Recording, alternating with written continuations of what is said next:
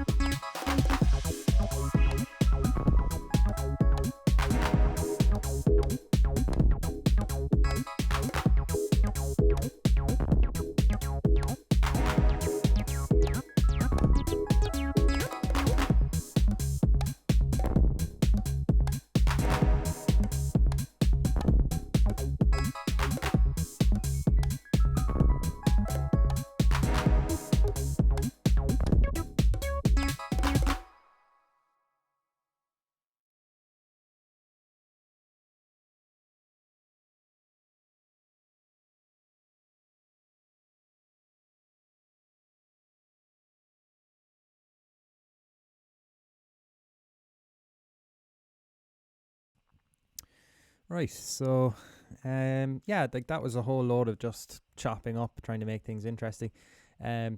Few things just to summarize, I suppose, that I did. One of the main things I did there was with the 303, and the reason I did it, well, first of all, I suppose it's worth noting even in the 303 plugin, right? Say, if I hide options, where am I looking here? Option, and how do I hide this again? Oh God, my brain is melted. Nope. Edit. There we go. Okay, so this is a 16-step sequencer, a bit of an odd one in comparison to like today's kind.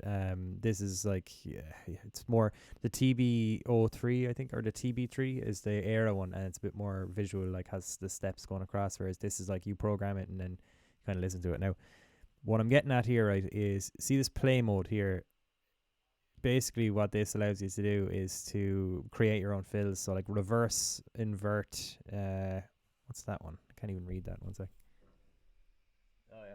Forward and reverse. So basically, it plays the sequence going along and then just plays backwards. invert, and then random just picks random notes from your sequence. 1 second there now.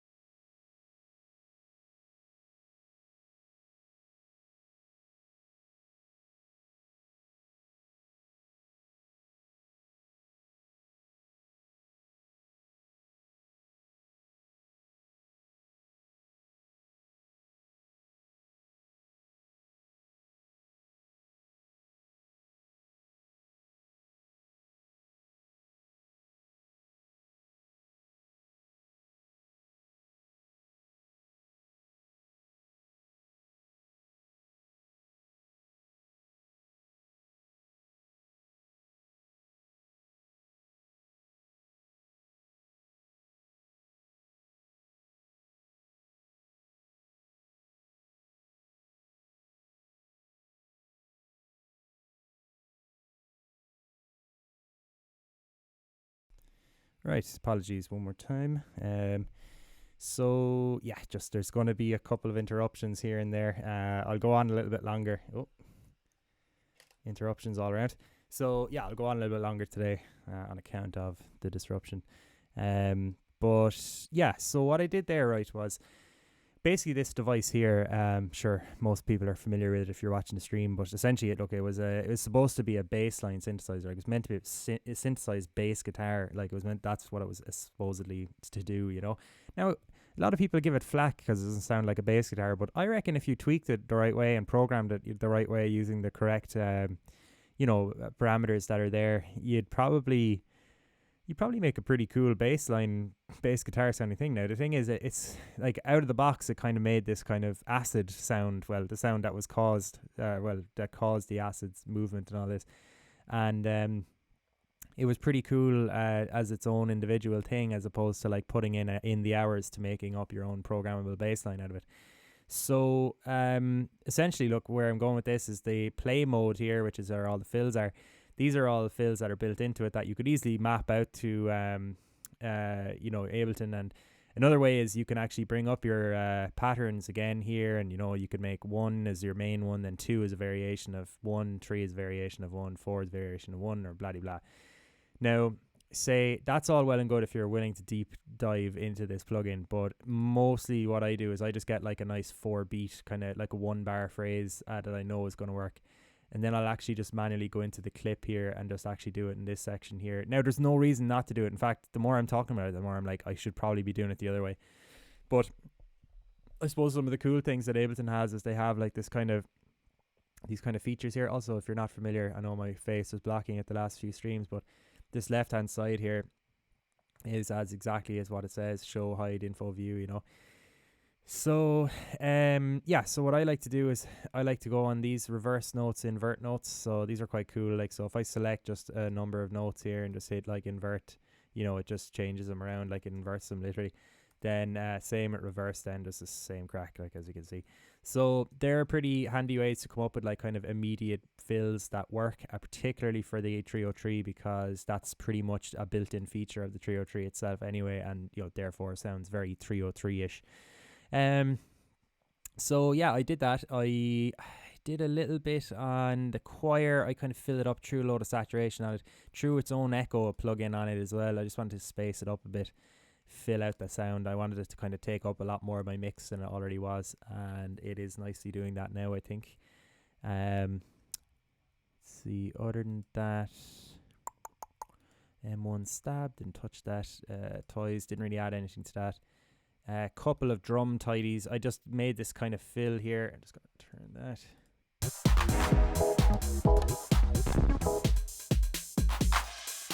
Yeah. So, a few pounding beats. Yeah. So, yeah, nasty.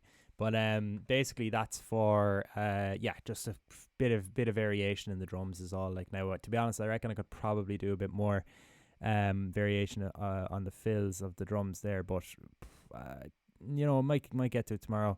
808s, yeah, I kind of just made that open hi-hat a little bit more prevalent, that kind of like tss, tss, and then it just doesn't, you don't hear it again for a while.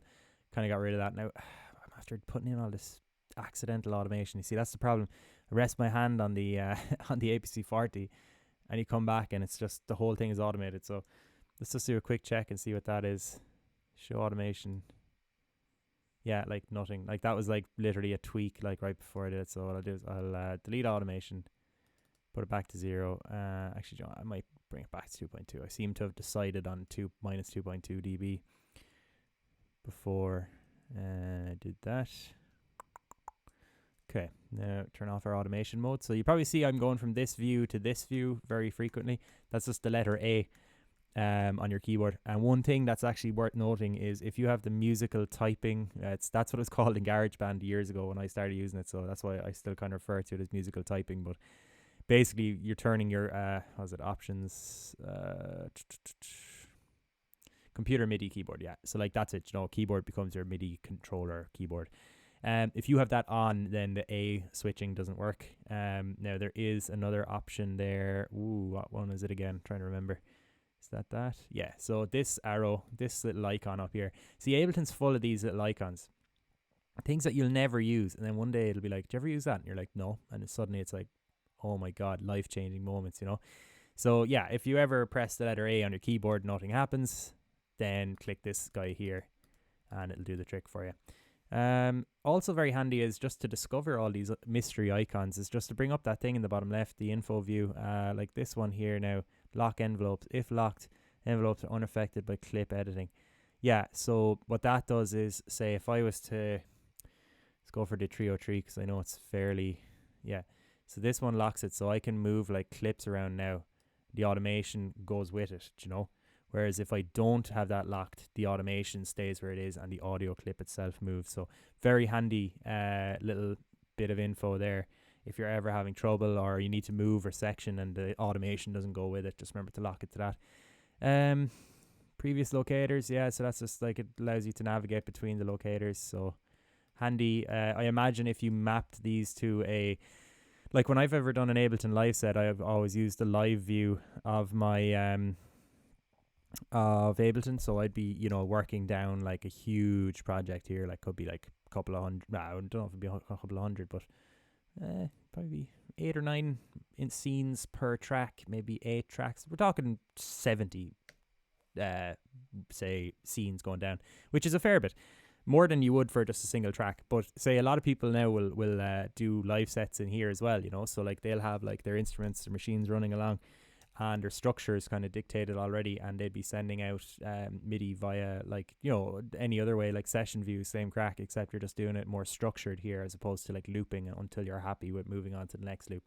Now that's not to say you couldn't do that with these, but the locators here, my opinion would be, if you were in a band and you were using like stems and you wanted to basically start the next track, you'd click this thing, so you'd map this to a MIDI controller, then you go like boom, you'd have your automation already on your BPM there, so so your next track, say if it's 120 BPM, you just have 120 in here, you click to the next one, it gives you like a 4-beat count in, and then boom boom boom boom straight into the next one. So yeah, really handy things. What's this one here? Delete locator. Oh yeah, I never really use it. Usually just right click and delete. That's kind of my thing with locators. Like I don't often use these two or the delete option here, but I will tend to right click to rename, and most often, and then delete if I need to as well.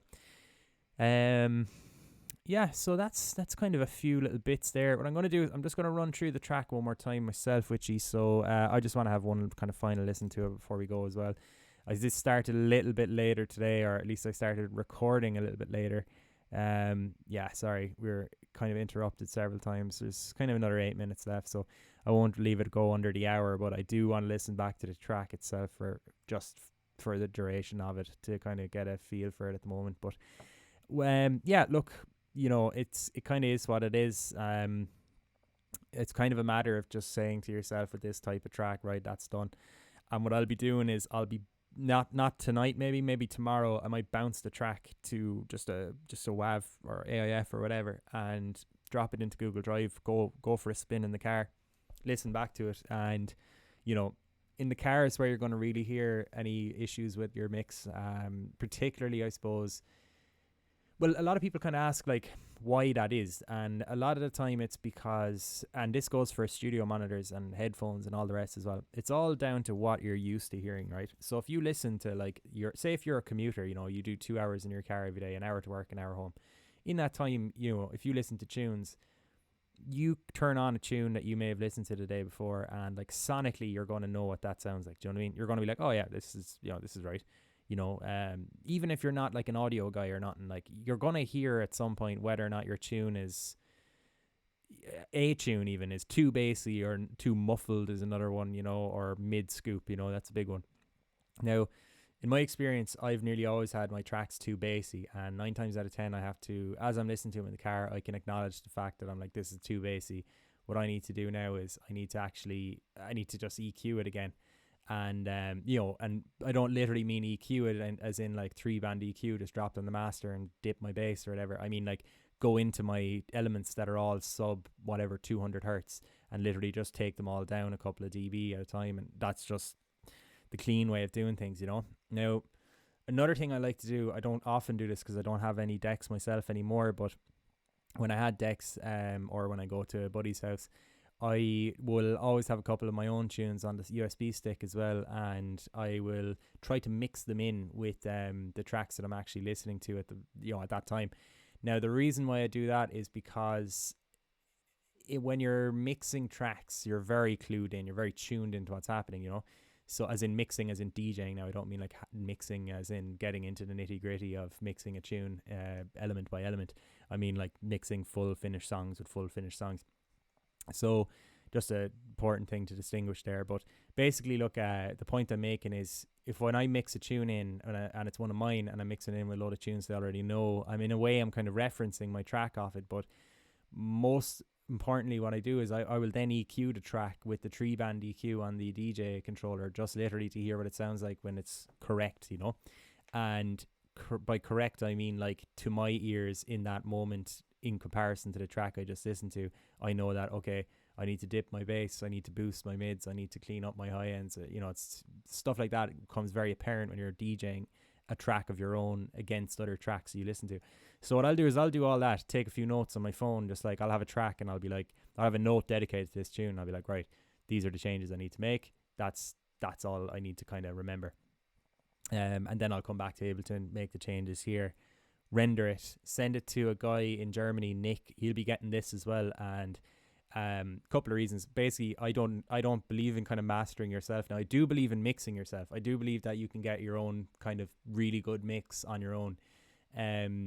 If you really, reference your track and take breaks from it. Now, if you're like, I need this done by next week, and you don't have enough time to even have a break from it to objectively then listen to it, then your best opportunity then is to actually outsource your mixing, and that's where you send it to somebody else. But I don't think that should be necessary in this case, particularly because I think it's actually quite a clean mix as we're going now. Obviously, I'll know a bit better once I reference it, but basically where I'm going with this, I suppose, is the first bounce that I make, I'm going to listen to in the car, and I'm going to listen to it the whole way through. I'm going to make sure I'm driving when I hear it, so that, like, I'm not, if you're sitting still, you're going to hear it very perfectly. But like, if you're used to driving like 80 miles an hour, 70 miles an hour, 120 kilometers an hour, and like you've sound of your tires, and the car gets kind of louder than obviously than it would be if it was just totally silent in the car, then you need to do it that way. You have to be as fair as possible when you're doing referencing. So I suppose, look, to summarize that, what I'll be doing is first and foremost, I'll be finding a reference track that I want to base this on. So something that's similar vibe, same BPM, same key, purely because, and sonically similar, and purely because it means I can A/B them in Ableton, and I can do my own reference before I actually do anything else as far as rendering it goes, right? So I'll render the tune after I find a reference track. Once I have my reference track, I just, as I said, A/B in Ableton, and then once that's done, off to the car, into, my Bluetooth speaker, all the rest, take notes as to what's working on what system and what isn't working on others, make those adjustments, send it to a mastering engineer. That's how it'll work. And then once we get the master back, what we'll do is before it goes to mastering, the mastering engineer provides mix feedback for me. So I'll actually send my kind of like, okay, I'm happy with this version, and then he'll tell me whether or not it's fine. Last time I sent it to him, he was like, yeah, it's grand, I'll go straight into mastering. I was like, cool, great. So I'll be doing the same this time. If he gives me any feedback, I'll make the adjustments again before he does the mastering.